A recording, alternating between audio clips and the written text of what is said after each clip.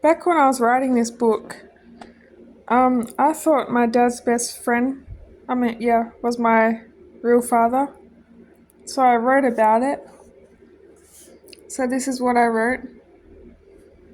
A while ago now, I was watching a tarot reader on YouTube, and they mentioned that my father potentially isn't my real dad. I started thinking about it deeply, then my whole life started to make sense. I started putting puzzle pieces together of things from my past.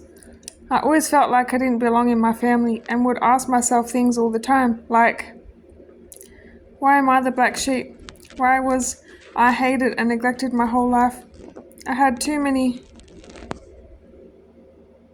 questions, so I looked at photos of my dad's best friend's daughter, on social media because I couldn't find him on social media. I finally found 2 or 3 photos of him. I compared the photos of my dad's best friend next to a photo of me, and I realized we have similar smile and eyes. One of my dad's best friend's daughters looks more like my sister than my actual sister from my so-called biological dad. I had to talk to one of the daughters of my dad's best friend, and she said how when I was a teenager, her half-sister's brother wanted to date me, but his dad said you can't because you're like brother and sister. That was shocking when I was told that. The weird thing is I look so much like one of his daughters that I think that's why we didn't visit or see each other at all growing up. We saw my dad's best friend's other kids from other women though. When I discovered these puzzling truths, I asked my mum over text if my dad's best friend was my real dad. She gaslit me and laughed it off and didn't answer the question. I didn't get a yes or a no, and I probably never will. Dad's best friend laughed at his daughter too when she confronted him about it. He didn't deny it though either. Since I asked my mum that question, she went emotionally cold towards me and started texting me about conspiracy theory stuff, avoiding real topics. I couldn't emotionally connect with her. She would keep changing subject or zone out. I ended up blocking her. I never had a bond with her anyway, so it wasn't that hard.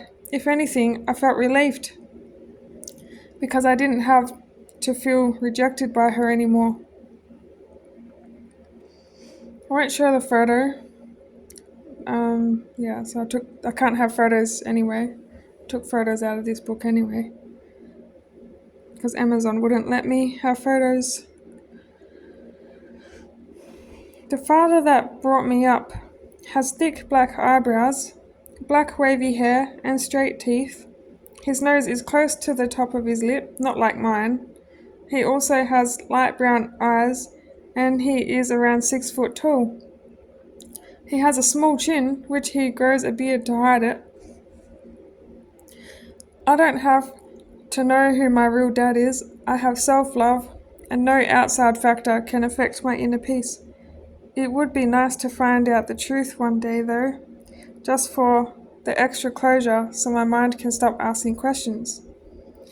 But I write in another chapter, I found out some stuff. So you'll find that out when I read it.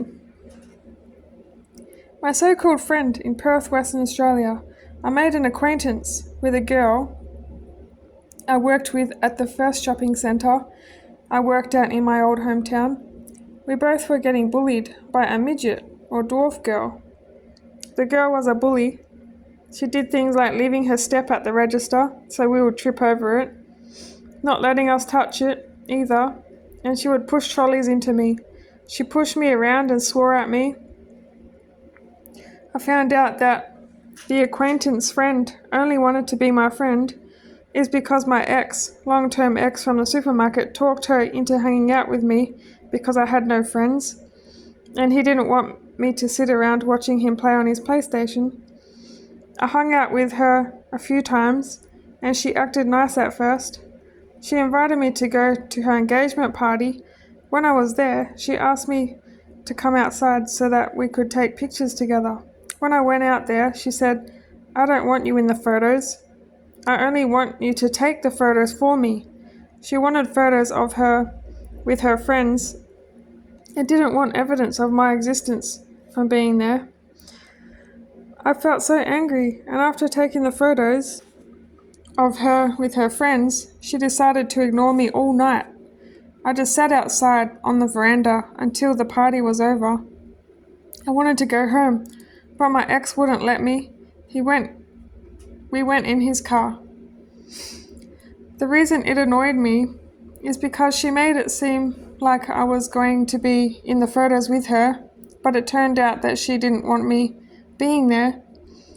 She wouldn't even go and collect her wedding gift from Maya, which was over $600. And every few weeks I would ask her about the gift, and she kept saying she forgot to go pick it up. I don't think she ever went and got it.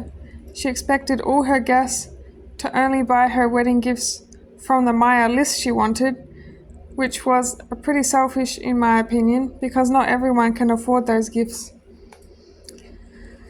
She was so disrespectful. She also took my ex's side with everything, in all conversations we had. When we had our breakups, my ex would use her as a flying monkey and manipulate her to convince me to get back with him. She was a backstabber and let me down a lot. Another time, my ex and I drove all the way to the city to see her, which was three hours away. We went to an aquarium at Hillary's boat harbour. We walked around for a bit. Then she wanted to go home. I thought that was disrespectful because we drove all that way to see her.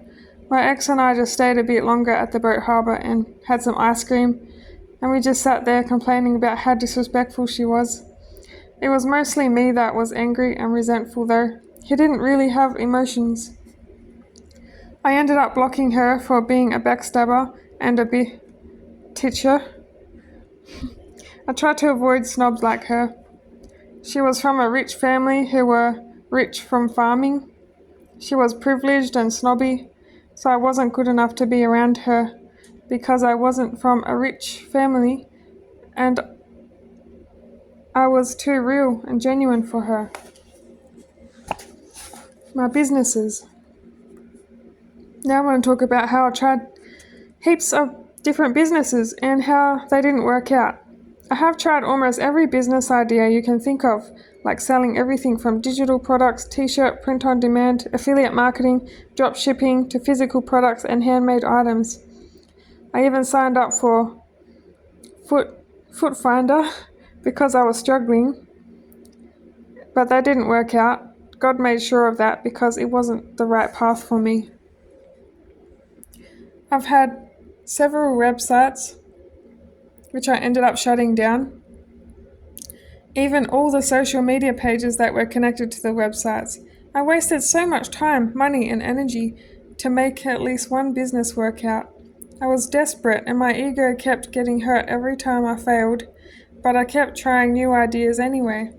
If anything came out of it, at least I'm good at making ads now. Way back before the first pandemic, I had the mindset to get out of the matrix and create a passive income because I didn't like working for peanuts. I launched a few websites at that time, one with my handmade items and the other was a drop shipping website.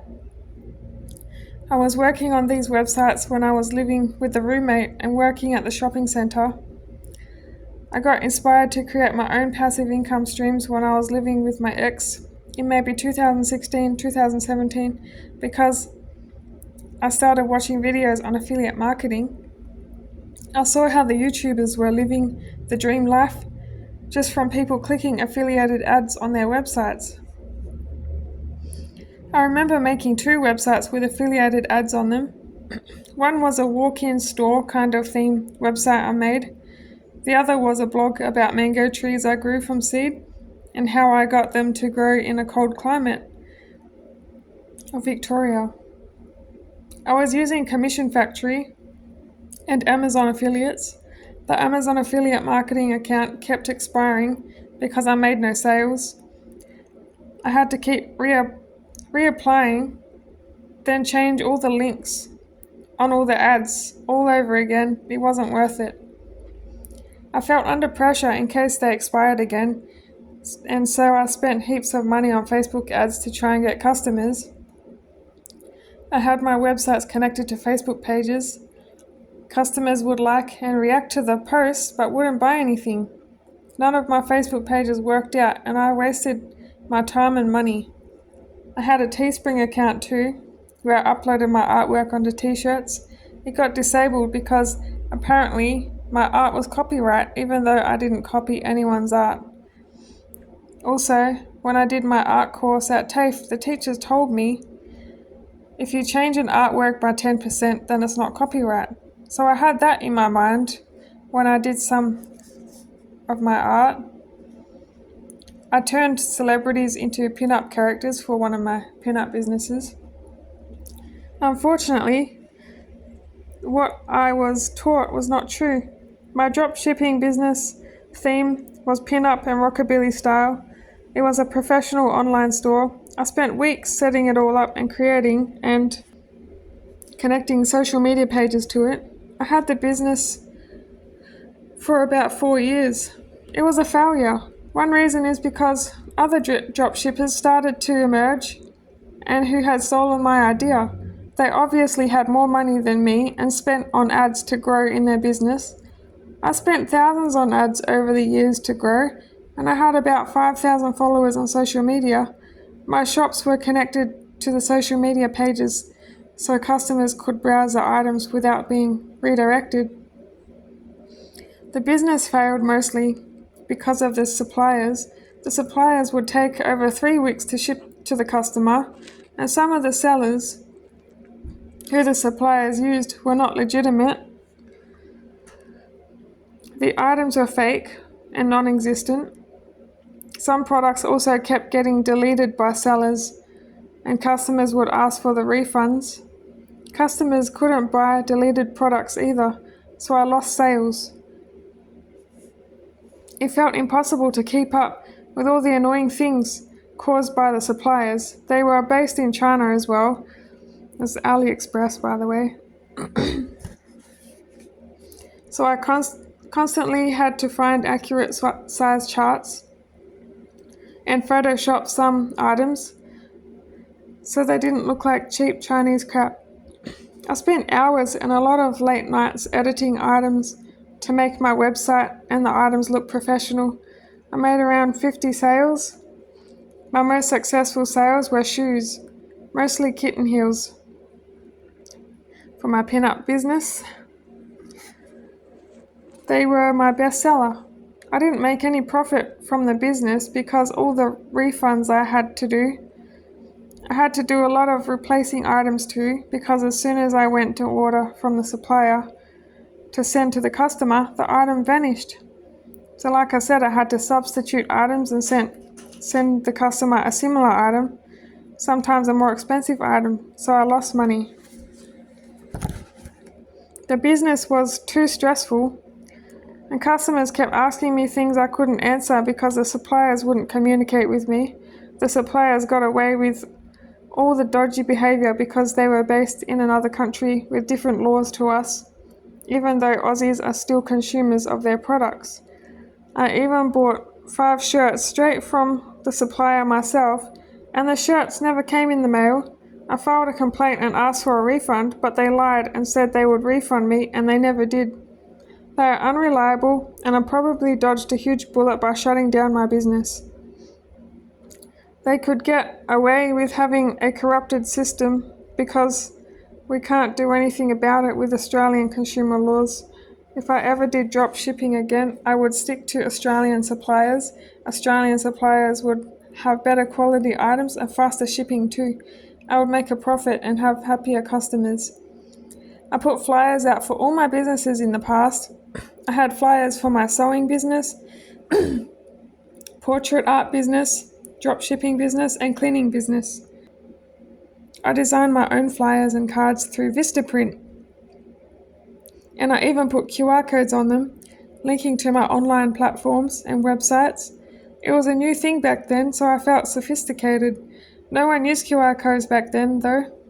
People were a bit slow at accepting new advancements in society. When I lost my job at the supermarket, I had so much fear of the world. I was afraid of helicopters that were constantly hovering around when I was putting flyers out to make some money. If I saw a helicopter, I would run home and stay inside. There were constantly helicopters going over, rattling the windows. I even had nightmares from it. I became paranoid and even thought my phone was listening to me breathing and that it knew when I woke up because it would get a notification as soon as I opened my eyes. No matter what time of the night or morning it was, I started fearing my phone and even put it under a blanket so it wasn't listening to me and watching me. Because that's what COVID did, put so much fear into everyone. One business I had, and still have, oh well, not anymore, is my cleaning business. I've only had a few customers and it hasn't really worked out for me. I'm starting to feel like a failure and that my life is just a huge horrible story. I shouldn't complain though, there's always someone worse off than me and I pray for them. I also thought outside the box and created downloadable colouring in pages on Gumroad and Etsy. I advertised the Gumroad colouring books with Google Ads. Google Ads banned my account for circumventing without any giving me an explanation. They don't want people becoming rich from selling downloadable content. I think I cracked the system and they had to quickly change their terms and conditions because of me. I was so angry when Google banned me from my Google Ads account just because I had come up with a brilliant idea and was about to escape the matrix. Nowadays, people are selling digital products on every platform, so I was disappointed when I noticed that. I had downloadable digital colouring books on my Facebook page, which was connected to my website too, which got red flagged and taken down by Facebook. I saw other people getting away with it. I just got on with my life and didn't try again because I didn't want to risk losing Facebook as a channel to my website. So a channel, not YouTube channel, but a channel for sales. Because I had spent so much money gaining traffic and followers and didn't want to risk losing all that time and money spent. Now I realize it all doesn't matter in the end anyway because the business failed and I shut it down. I had a mental breakdown after closing my shop. It annoys me when other people succeed in things that I was the original first person to try it. I feel attacked by invisible forces. I am happy for other people's success. I just feel disappointed in myself and the world. Over the years, I've probably spent over $20,000 on ads for all my businesses altogether. I've probably spent more. I'm not sure though, and I don't really want to know. I think that most of the ads were targeted at bot accounts, and that's why I didn't get sales. I think this world doesn't want to see people like me become rich. My ads were captivating and professional, so it wasn't adding up why I failed. I think the algorithms changed as well, which made it harder to get organic customers. It was to make me spend more money, and I was to be ghosted if I didn't spend money. I want to be successful at something, at this point anything. I want to be my own boss. I feel like I've tried everything, and I've tried selling plants that I grew from seed. I also tried making YouTube videos on how to germinate seeds and to grow plants. If you can imagine for a second walking down a long hallway with 20 doors, suddenly all the doors slamming in your face no matter what you did, well, that's what I felt like. It feels like all the doors are slamming in front of me, and the hallway just gets darker and darker, like there's no light at the end of it. I know God has a plan for me, and I will keep trusting Him and have faith that someday I'll be successful. I'll try and hold a light in the dark hallway, in hopes that one day one will open, and it will be bright and overflowing with gold and treasure. It will be better than expected, and I won't be rejected anymore. All the chapters I write about from here on now are more of a documented form, like a journal. It's of me writing it in real time. The rest of the chapters are quite recent and are about me going through hell. I talk about someone who did help me as well. I'll change her name to Marguerite in this biography book. I also talk about financial attacks by invisible forces and heaps more. So keep listening to the video. I promise it's interesting.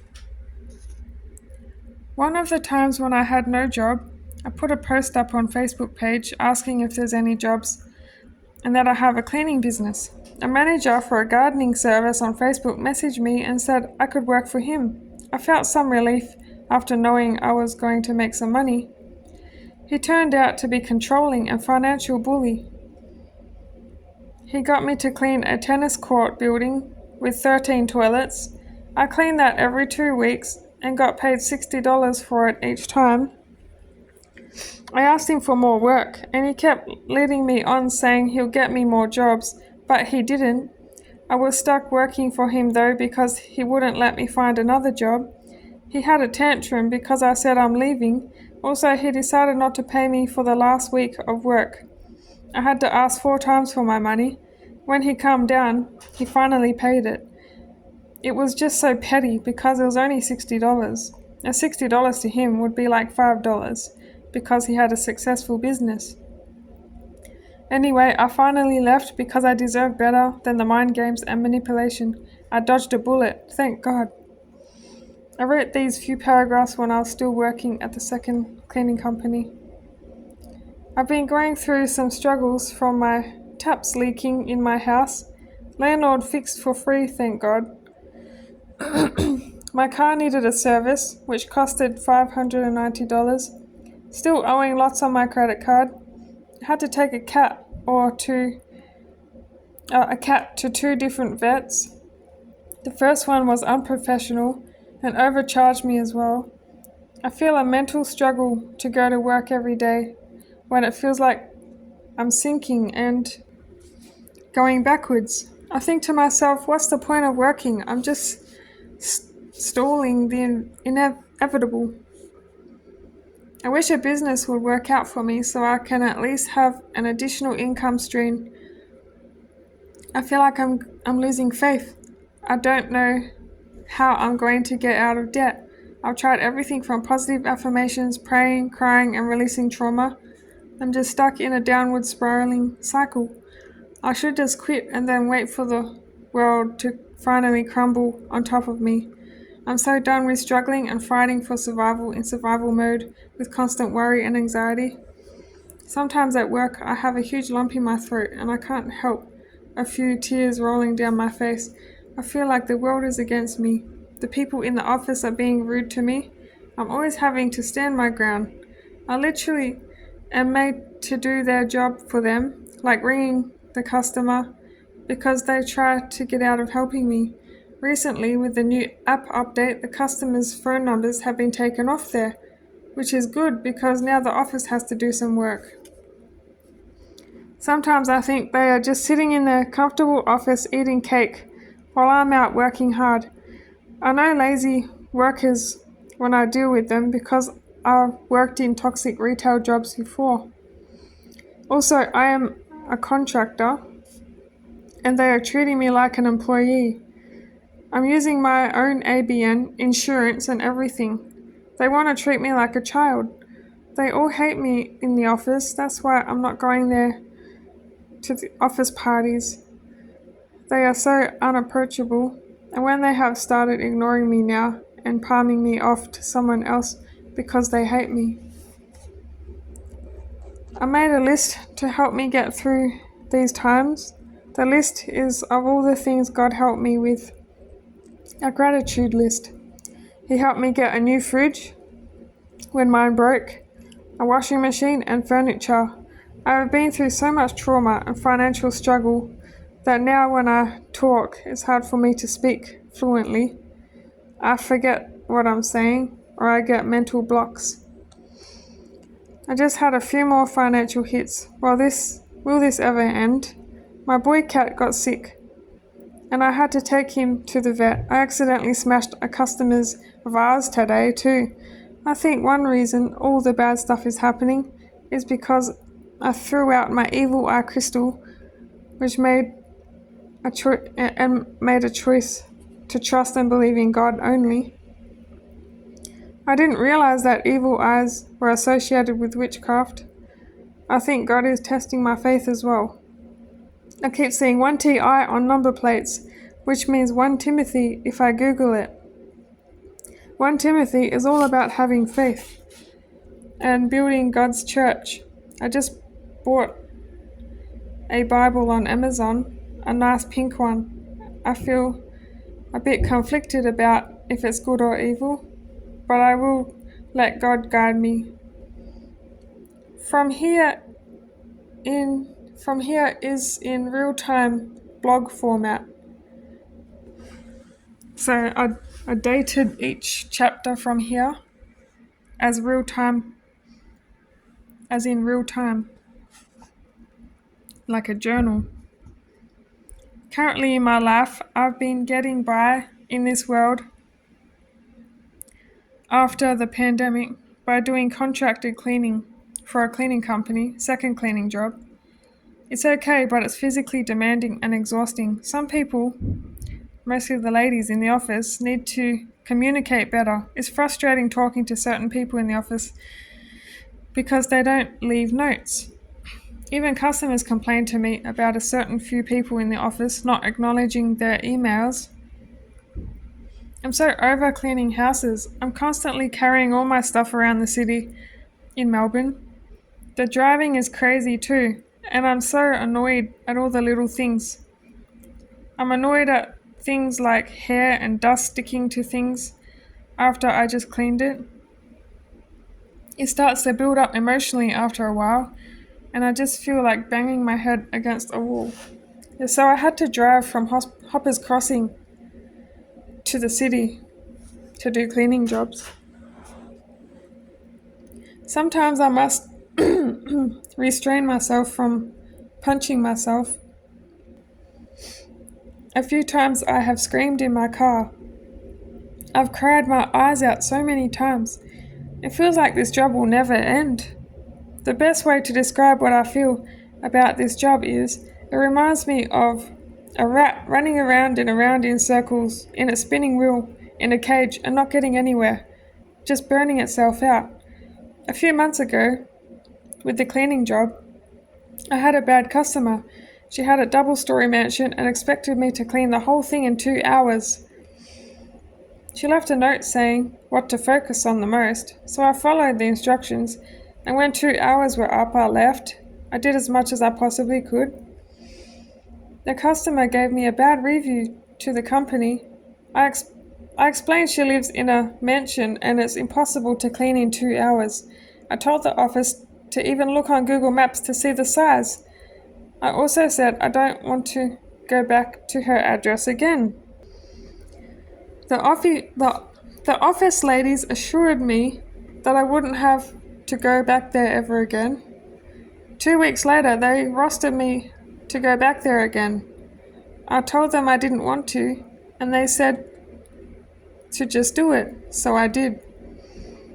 I told the office that I won't be able to have time to vacuum the whole house just downstairs. They said that's fine, just go when you're done in 2 hours. That day I did as much as I could in 2 hours. I had to scrape hard porridge off the floors and hard chairs too. The customer decided to take photos of the vacuuming that I didn't have time to do and complained to the office. They took her side and punished me. They made me go back and do a re-clean, unpaid for, and vacuum upstairs, which took 45 minutes. The lady was home, and I ignored her passively, aggressively. She felt intimidated and started being nice. I finally told her, there's no way I can do this house in 2 hours, and I'm not coming back here. I will organize another cleaner. I was so annoyed that day. I didn't even say hi to her kids, and I love kids. One time I cleaned her house.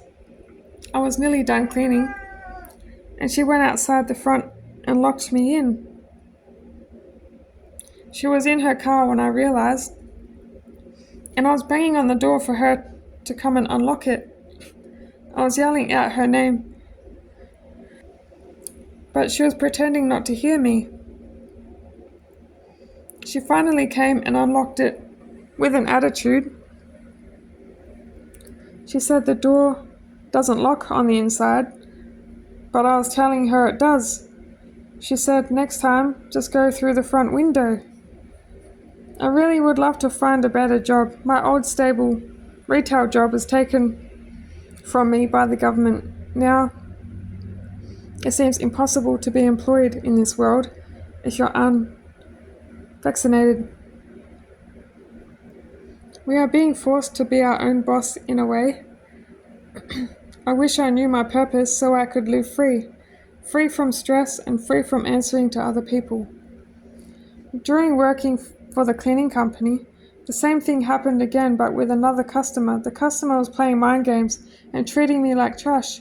She left a bad review with the company, and even though I did everything in the 2 hours I possibly could do, she told me to leave the vacuuming and that she would do it. So I left the vacuuming. She also said she didn't like anyone else vacuuming because other people bang the walls when they do it. Then she complained to the office that I didn't vacuum. She told me to take my shoes off too, which is an OHS hazard. So I told her no, it's an OHS hazard if I take them off. She was mad that I kept my shoes on. I've had some losses with the current cleaning company because of customers lying. I had to go and do re-cleans, which are unpaid cleans. I felt so mad because I know I did a good job, and customers can take photos a week later and complain. That's one thing I don't like about doing a cleaning job, is the customers can lie, so it's a risk you have to take doing a cleaning job. I deleted Facebook and only had 4 friends. I only kept Facebook for my businesses, which I've closed now, so there's no point having it. Update, I got Facebook again to try and sell some headbands I made. I have hardly anyone on my phone contacts or emergency contacts either. The distant family, like my great auntie that lives in Victoria, didn't want to help me when I was about to be homeless. I thought she would let me stay with her, but I was wrong. I've literally deleted and blocked all my family members. Her and her relatives, which I was friends with, all watched me struggle and saw my posts asking for help, but no one cared about what I was going through. I always thought family was meant to be there for you no matter what. I was hell wrong. It's now September 2023, and I was about to quit my cleaning contractor job. I handed in my 2 weeks resignation notice, but the boss convinced me to stay. One reason I wanted to quit is because recently I received 2 speeding fines and lost demerits. I don't believe I was speeding. I really don't like traveling to the city every day to clean. Second reason, I am just so bored of doing this cleaning work. It's so strenuous and mentally exhausting. It's the same thing repeatedly. I have no energy on my weekends too. I've been financially struggling on my own, so getting the fines was a huge financial downfall. I don't recall speeding. I use cruise control most of the time, only when it's working though. I have a newish car, which I bought brand new. The cruise control has been working on and off ever since I bought it. I got frustrated because I told the mechanic at the car dealership where I bought my new car from that the cruise control was faulty, and they assured me that I was making it up. They just didn't want to help me fix it with my warranty. They also ripped me off when I traded my old car in. I paid over $15,000 for my last car before the new one, and when I traded it in, they only gave me $2,000 for it. It was a good car, nothing wrong with it, except it needed new struts on the front. Another financial attack that was plaguing my mind is the fact that I must pay $3,196 by the 21st of November. It's October now, and I have 1 month to get the money. I'll write about if a miracle happens or if I miraculously save up the amount. Also, I just had to take my car in for a service, which was over $500. They told me that I need to get 2 new back tires in 1 month before they become illegal. Update, I got new tires. A newly made friend blessed me with $400. I used it towards tires. I'm so grateful. Thank you, God, for helping me. On top of all that, my rent is going up. I feel like I'm going to drown, and I'm starting to get scared. I'm not sure how I'm going to survive or what the future will hold. I've written a few statuses on Facebook about my difficulties, and no one cares about me struggling. No one wants to help me. Fake people keep coming into my life saying, "Let's hang out," and then they ghost me. I feel so alone, like I'm the only real person left in the world. I feel like everyone comes into my life and let me down and reject me. They reel me in by being nice, giving me compliments, and being friendly. Then they switch up on me. I'm so used to it now that I literally don't let anyone in anymore. I have an invisible wall up. I can only depend on me and on God. I am my own best friend. It is annoying when people say things like, "Why don't you have any friends? You're such a nice lady." I just think in my head, maybe because they don't want to be my friend. It's not my choice. It just happens to me.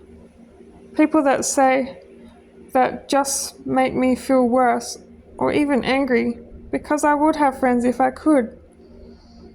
At this point in my life, I'm just taking each day at a time, wishing, praying, and hoping for a miracle. I will stay as positive as I can. The only thing keeping me going is my cats, my creative projects, and writing this book. My cats have helped me so much. I wish they would all get along, though, because I love them all. I've started a new painting, a portrait of an inspirational speaker, on YouTube.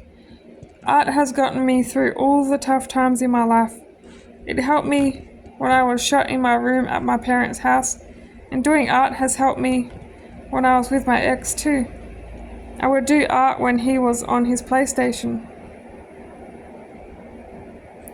Update, last week, one of my customers, her name is Marguerite, gave me $200 to help me out. She's one of my good customers. She did intimidate me at first. She is a psychologist, and I didn't want to feel vulnerable or exposed. She has a way of getting information out of me. I told Marguerite what I was going through, and she felt like being a motherly figure to me by helping me. Marguerite wanted me to mention her in my book because I asked her if she wanted me to put her name in here. She loved the idea. Marguerite helped me restore my trust in people again. I also got an idea to apply for a loan to help myself pay off some debt and maybe put some money towards tax. I tried to apply for a quick loan with Wallet Wizard, but it turned out to be a scam. They used my PAN and password to lock me out of my bank. I had to ring the bank and quickly get my access back as soon as I realized and changed my password. They kept getting access a few times and locking me out. Thankfully, Wallet Wizard didn't take any money from my accounts, and thank God the bank helped me outside of operating hours over the phone. The lady from the bank said even though they advertise on TV doesn't mean they are legitimate. I had a huge realization because now I don't trust any ads on TV. She also said to never give your pen to anyone. I knew that, but when I was in the moment filling out the forms, I totally forgot about not sharing your pen. I recently made a work friend through Workplace. I made a post about making butter chicken for my neighbors, and he wanted to try some. He came over and had some butter chicken. We talked a lot about cleaning and work stuff.